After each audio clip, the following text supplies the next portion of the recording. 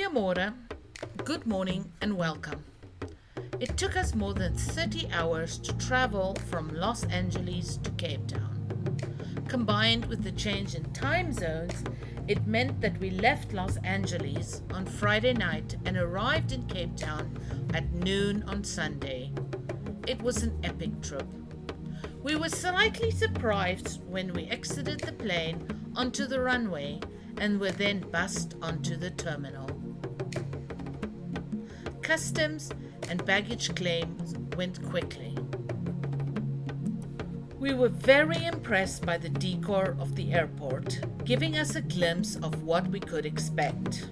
And then you get to the famous sign, "Welcome to the Mother City." I have an international phone plan, but it was nice to see that SIM cards were quickly and easily available at the airport. This is not always the case.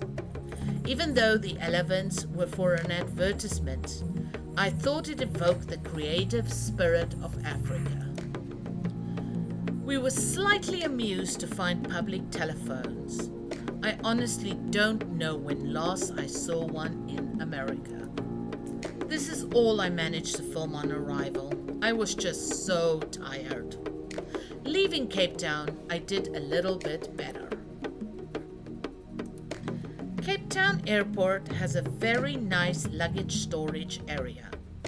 Since we were only leaving late in the afternoon, we could drop our luggage off at the airport storage and then take an Uber for a last bit of exploration.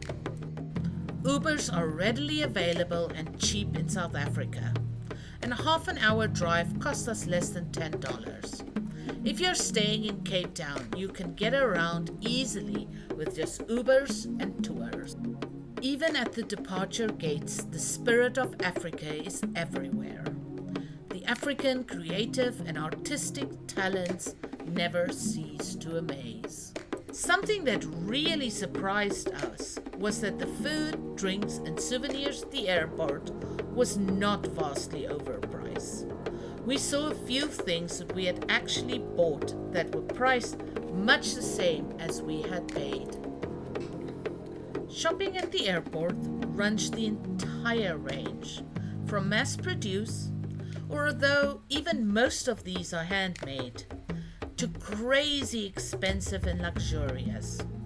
While I can't imagine how you would explain to the airline that you had just purchased a life-size giraffe, we were all very happy to spend the last of our South African rands without feeling that we were being taken advantage of. I only brought home a few gifts for friends and one decorative item for myself, but I could have filled an entire suitcase with African arts that spoke directly to my heart and my memories. I was happy to see that even at the airport, homegrown African talent was being showcased. Leaving the airport, we were spared the African sun and walked straight onto the plane. And then our time in Africa was over. Under the African sun, we soared into the air.